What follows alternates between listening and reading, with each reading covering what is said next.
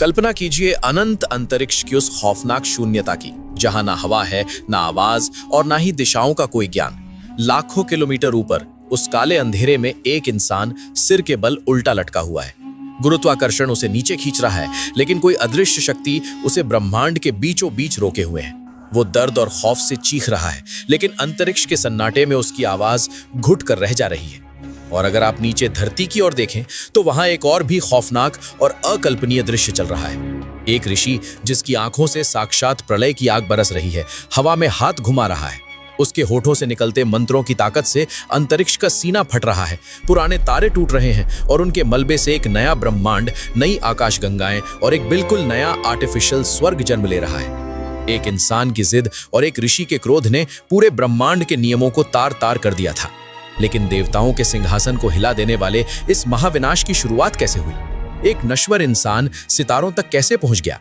इस रहस्य को समझने के लिए हमें समय के पहिए को पीछे घुमाना होगा और चलना होगा सूर्यवंश की राजधानी अयोध्या की ओर। ये कहानी है इक्ष्वाकु वंश के एक बेहद प्रतापी और खूबसूरत राजा सत्यव्रत की। सत्यव्रत के पास वो सब कुछ था जिसकी एक इंसान कल्पना कर सकता है। अपार धन, विशाल साम्राज्य, अजेय सेना और ऐसा रूप जिसे देखकर अप्सराएं भी मोहित हो जाएं। लेकिन रातों के अंधेरे में जब पूरा महल सोता था, तब सत्यव्रत के माथे पर पसीने की बूंदें चमकती थीं। उसे एक डर खाए जा रहा था, एक ऐसा खौफ जो दुनिया के हर इंसान के अवचेतन मन में बैठा है, मृत्यु का खौफ। सत्यव्रत जब भी आईने के सामने खड़ा होता, उसे अपनी दमकती हुई त्वचा के पीछे एक कंकाल नजर आता। वो सोचता, क्या फायदा इस राजपाट का, इन सुंदर रानियों का और इस ताकत का, अगर एक दिन ये शरीर लकड़ियों पर रखकर जला दिया जाएगा। शास्त्रों में लिखा है कि अच्छे कर्मों से स्वर्ग मिलता है, लेकिन वहां तो केवल आत्मा जाती है। आत्मा न कुछ खा सकती है, न पी सकती है, न स्पर्श कर सकती है। उस स्वर्ग का मैं क्या करूंगा जहां मैं अपने शरीर से अप्सराओं का नृत्य न देख सकूं, जहां मैं सोमरस का स्वाद न ले सकूं। सत्यव्रत के मन में एक पागलपन ने जन्म ले लिया। वो अमर होना चाहता था, लेकिन आत्मा से नहीं, बल्कि अपने इसी हाड़ मांस के शरीर के साथ। वो सशरीर स्वर्ग जाना चाहता था। अपने इसी दुस्साहसिक विचार को लेकर राजा सत्यव्रत अपने कुलगुरु ब्रह्मर्षि वशिष्ठ के पास पहुंचा। महर्षि वशिष्ठ का आश्रम शांत था, लेकिन सत्यव्रत के मन में अहंकार का तूफान उठ रहा था। उसने हाथ जोड़कर कहा, गुरुदेव, मैंने जीवन भर धर्म का पालन किया है। मैं चाहता हूं कि आप एक विशेष यज्ञ करें, जिसके प्रभाव से मैं अपने इसी भौतिक शरीर के साथ स्वर्गलोक चला जाऊं। ये सुनकर महर्षि वशिष्ठ मुस्कुराए, लेकिन उनकी आंखों में गहरी पीड़ा थी। उन्होंने राजा को समझाते हुए ब्रह्मांड का सबसे बड़ा और कड़वा सच कहा, राजन, तुम जिस शरीर पर इतना घमंड कर रहे हो, वो तुम्हारा है ही नहीं। ये भौतिक शरीर पृथ्वी माता से लिया गया एक कर्ज है। ये पंच तत्वों जल, वायु, अग्नि, आकाश और पृथ्वी की उधारी है। जब समय पूरा होगा तो पृथ्वी अपना कर्ज वापस मांगेगी। इस शरीर को यहीं इसी मिट्टी में जलकर राख होना होगा। स्वर्ग के द्वार केवल सूक्ष्म शरीर आत्मा के लिए खुलते हैं। प्रकृति के लॉ ऑफ कर्मा और ब्रह्मांड के नियमों से छेड़छाड़ करने की कोशिश मत करो। लेकिन सत्यव्रत की आंखों पर भौतिक सुखों की पट्टी बंधी थी। उसे लगा कि वशिष्ठ के पास वो शक्ति ही नहीं है जो उसे स्वर्ग भेज सके। उसका अहंकार जाग उठा। उसने कठोर स्वर में कहा, यदि मेरे कुल गुरु मेरी इच्छा पूरी नहीं कर सकते तो मैं किसी और से ये यज्ञ करवा लूंगा। और वो पैर पटकता हुआ वहां से चला गया। सत्यव्रत दक्षिण दिशा की ओर निकल पड़ा, जहां महर्षि वशिष्ठ के 100 पुत्र कठोर तपस्या कर रहे थे। राजा ने सोचा कि शायद पुत्र अपने पिता से ज्यादा शक्तिशाली और महत्वाकांक्षी हो। उसने वशिष्ठ के पुत्रों के सामने जाकर वही मांग रखी। लेकिन ये मांग सुनते ही वशिष्ठ के पुत्रों की आंखें क्रोध से लाल हो गईं।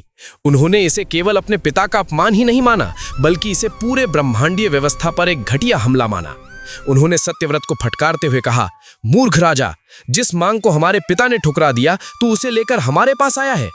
तू उस शरीर को देवताओं के पवित्र लोक में ले जाना चाहता है, जो मल, मूत्र, मांस और मज्जा से बना है, जो सड़ने वाला है।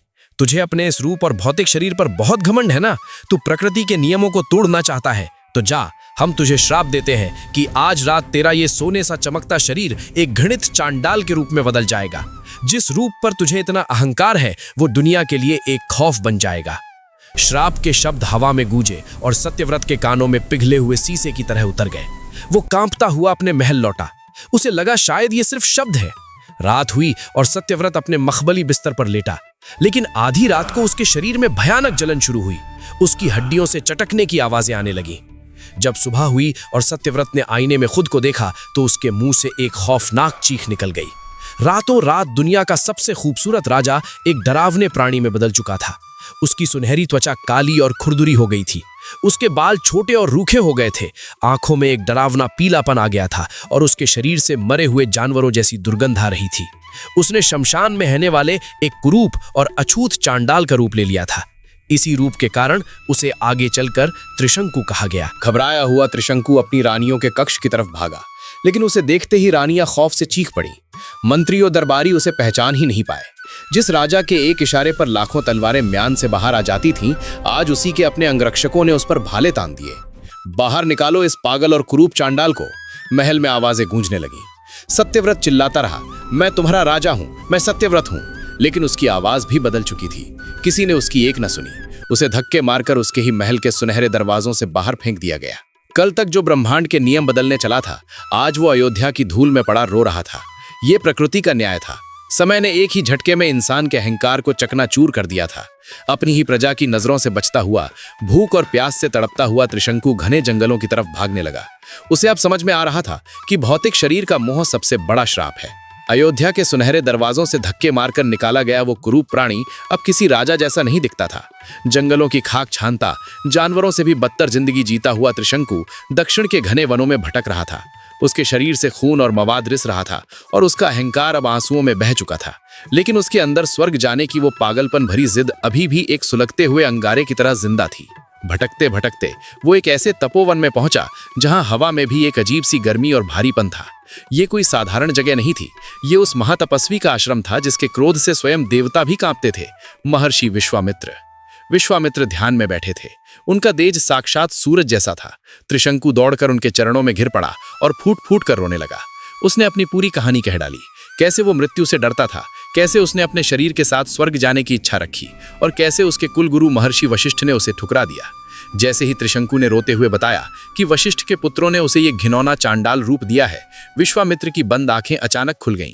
वशिष्ठ, ये सिर्फ एक नाम नहीं था, बल्कि विश्वामित्र के जीवन का सबसे बड़ा घाव था। वशिष्ठ और विश्वामित्र के बीच की दुश्मनी सदियों पुरानी थी। त्रिशंकु के मुंह से वशिष्ठ के इनकार की बात सुनते ही विश्वामित्र के अंदर का सोया हुआ अहंकार एक झटके में फन काड़े नाग की तरह खड़ा हो गया। उनका ईगो जाग उठा। उन्होंने त्रिशंकु को उठाया और एक ऐसी प्रतिज्ञा कर दी जिसने ब्रह्मांड की नींव हिला दी। विश्वामित्र ने गरजते हुए कहा, जिस काम को वशिष्ठ ने प्रकृति के विरुद्ध बताकर असंभव कह दिया है, उसे अब विश्वामित्र मुमकिन करेगा। महर्षि वशिष्ठ की शक्ति शायद कम पड़ गई होगी, लेकिन मेरे तपोबल के आगे मृत्यु और प्रकृति के नियम भी झुकते हैं। मैं तुझे वचन देता हूं त्रिशंकु, मैं तुझे तेरे इसी चांडाल शरीर के साथ स्वर्ग भेज कर रहूंगा। विश्वामित्र ने तुरंत दुनिया भर के महान ऋषियों और ब्राह्मणों को इस असंभव महायज्ञ के लिए बुलावा भेजा। उनका खौफ इतना था कि कोई भी ऋषि उनका निमंत्रण ठुकराने की हिम्मत नहीं कर सका। लेकिन जब ये निमंत्रण वशिष्ठ के पुत्रों के पास पहुंचा तो उन्होंने विश्वामित्र का मजाक उड़ाते हुए संदेश भिजवाया, एक चांडाल स्वर्ग जाने के लिए यज्ञ कर रहा है और उसे कराने वाला एक ऐसा क्षत्रिय है जो जबरदस्ती ब्राह्मण बन बैठा है। हम ऐसे अपवित्र यज्ञ में कभी शामिल नहीं होंगे। ये संदेश विश्वामित्र के क्रोध के ज्वालामुखी में गिरे आखिरी पत्थर जैसा था। यज्ञ मंडप में बैठे विश्वामित्र का शरीर गुस्से से थर-थर कांपने लगा। उनकी आंखें अंगारे की तरह लाल हो गई। उन्होंने वहीं बैठे बैठे अपने हाथ में जल लिया और वशिष्ठ के पुत्रों के नाम का एक भयंकर श्राप अंतरिक्ष में छोड़ दिया। जो मेरी तपस्या का अपमान कर रहे हैं वो इसी क्षण भस्म हो जाएं और अगले 700 जन्मों तक यमलोक के सबसे घिनौने नरक में सड़ें। श्राप इतना शक्तिशाली था कि हजारों किलोमीटर दूर बैठे वशिष्ठ के पुत्र पल भर में राख के ढेर में बदल गए। वहां मौजूद सैकड़ों ऋषि डर के मारे कांपने लगे। सबको समझ आ गया था कि विश्वामित्र अपनी जिद के लिए किसी भी हद तक जा सकते हैं। भय के उस माहौल में महायज्ञ शुरू हुआ। अग्नि प्रज्वलित की गई। स्वाहा स्वाहा के मंत्रों से आसमान गूंजने लगा। विश्वामित्र में एक एक करके देवताओं का आवाहन करना शुरू किया कि वो आएं और अपना यज्ञ का भाग ग्रहण करें।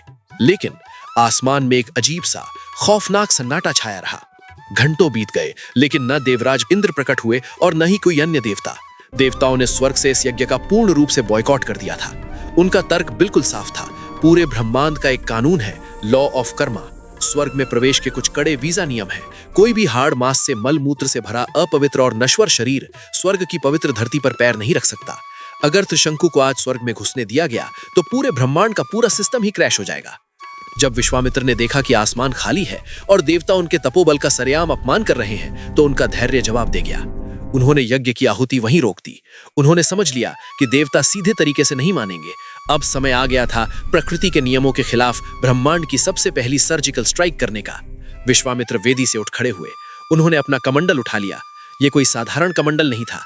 इसमें विश्वामित्र के हजारों वर्षों की घोर तपस्या का पुण्य, तपोबल तरल रूप में जमा था। उन्होंने उस कमंडल से पवित्र जल अपनी हथेली पर निकाला और अपनी आंखें सीधे आसमान की तरफ तान दी। उनकी आवाज में प्रलय काल जैसी गूंज थी। हे देवताओं, अगर तुम इस यज्ञ की आहुति नहीं लेते तो मत लो। अगर प्रकृति के नियम मुझे रोक रहे हैं तो आज मैं उन नियमों को ही नष्ट कर दूंगा। मैं अपनी तपस्या की पूरी ऊर्जा इस एक क्षण पर दांव पर लगाता हूं। विश्वामित्र ने वो जल जमीन पर छोड़ा और एक ऐसा मंत्र पढ़ा जो इतिहास में न कभी पहले पढ़ा गया था, ना ही कभी बाद में। उन्होंने आसमान की ओर हाथ उठाकर गर्जना की, हे त्रिशंकु, मेरे अजेय तपोबल से तू इसी क्षण इसी शरीर के साथ स्वर्ग जा। और अगले ही सेकंड भौतिक विज्ञान के सारे नियम टूटकर बिखर गए। जमीन ने अपनी पकड़ छोड़ दी और गुरुत्वाकर्षण यानी ग्रेविटी ने अपना दम तोड़ दिया। त्रिशंकु का भारी भरकम कुरूप शरीर अचानक जमीन से ऊपर उठने लगा। एक पल के लिए सबको लगा जैसे समय रुक गया हो, और अगले ही पल त्रिशंकु किसी शक्तिशाली रॉकेट की तरह आसमान का सीना चीरता हुआ ऊपर की ओर शूट हो गया। नीचे खड़े ऋषि फटी आंखों से यह चमत्कार देख रहे थे। त्रिशंकु का शरीर ध्वनि की गति को मात देते हुए बादलों की परतों को चीरता चला गया।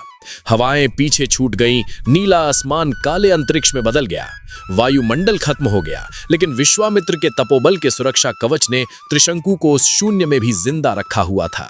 वो अकल्पनीय गति से ऊपर उठता गया और सीधा एक भयंकर धमाके के साथ स्वर्गलोक के मुख्य चमकते हुए स्वर्ण द्वार पर जा टकराया। एक इंसान ने अपनी इच्छा शक्ति के दम पर देवताओं के घर का दरवाजा तोड़ दिया था। लेकिन त्रिशंकु ये नहीं जानता था कि स्वर्ग के उस दरवाजे के उस पार देवराज इंद्र अपने वज्र के साथ उसका ही इंतजार कर रहे थे। स्वर्गलोक के विशाल और अभेद्य स्वर्ण द्वारों पर आज तक केवल पवित्र आत्माओं और देवताओं ने ही प्रवेश किया था। वहां की हवाओं में पारिजात के फूलों की सुगंध और अमृत की शीतलता थी। लेकिन अचानक एक भयंकर धमाके ने स्वर्ग की उस चिरकालिक शांति को चीर कर रख दिया। अंतरिक्ष की छाती फाड़ता हुआ एक नश्वर, हाड़ मांस का और दुर्गंध से भरा शरीर सीधे स्वर्ग के मुख्य द्वार से आ टकराया था। वो त्रिशंकु था। विश्वामित्र के तपोबल की अकल्पनीय गति ने उसे वहां तो पहुंचा दिया, लेकिन उस पवित्र भूमि पर कदम रखते ही स्वर्ग के अलार्म बज उठे। पूरे देवलोक में हाहाकार मच गया। देवराज इंद्र अपने ऐरावत हाथी पर सवार होकर हाथों में अपना अजेय वज्र लिए तुरंत मुख्य द्वार पर पहुंचे। जब उन्होंने देखा कि एक मल मूत्र और मज्जा से भरा सड़ता हुआ चांडाल रूपी इंसान उनके पवित्र स्वर्ग में घुसने की कोशिश कर रहा है, तो उनकी आंखें क्रोध से भड़क उठीं।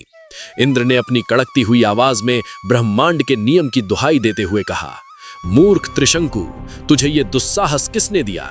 ये देवताओं का निवास है। यहाँ इस नश्वर और गंदगी से भरे शरीर की कोई जगह नहीं है। प्रकृति के नियमों का उल्लंघन करने वाले पापी, तू स्वर्ग के लायक नहीं, नीचे गिर।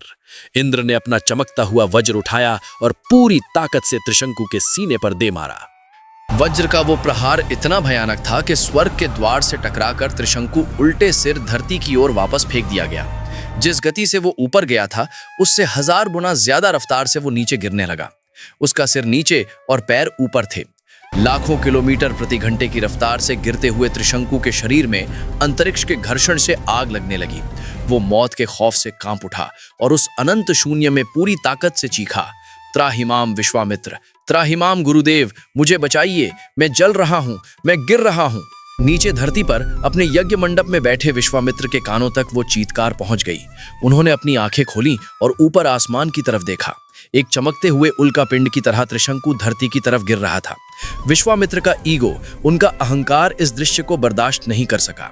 इंद्र ने केवल त्रिशंकु को नहीं बल्कि विश्वामित्र के तपोबल को लात मारी थी। विश्वामित्र अपनी जगह से उठ खड़े हुए। उनका क्रोध अब प्रलय का रूप ले चुका था।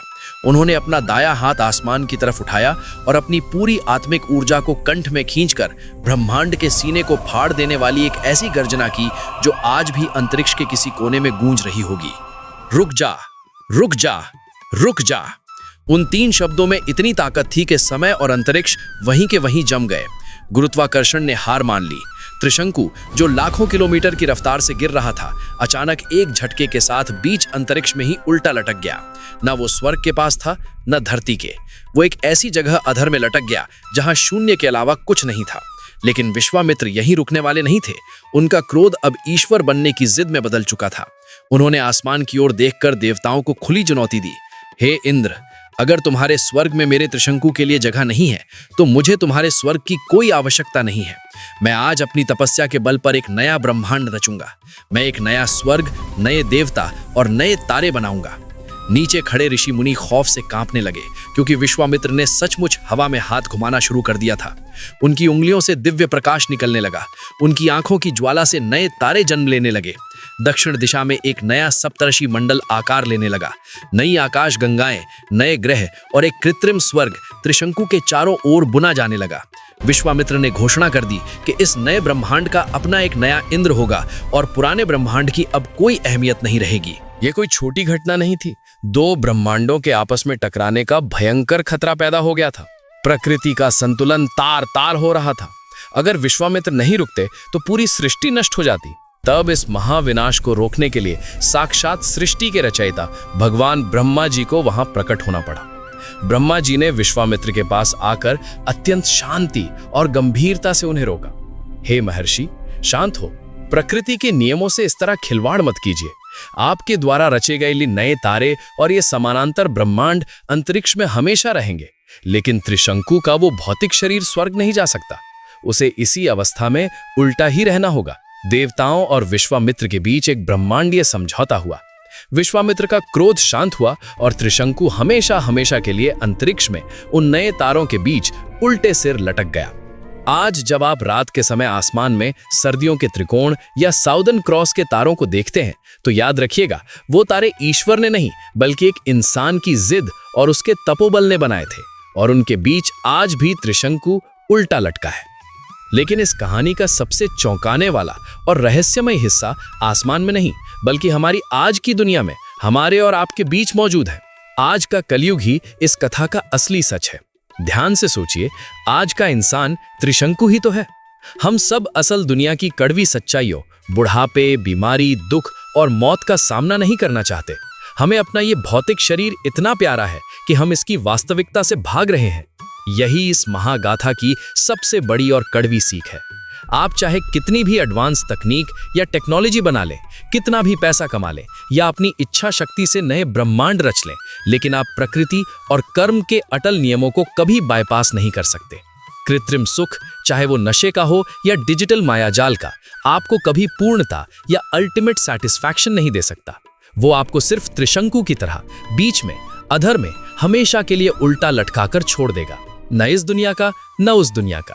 असली शांति प्रकृति को स्वीकार करने में है, उससे बगावत करने में नहीं।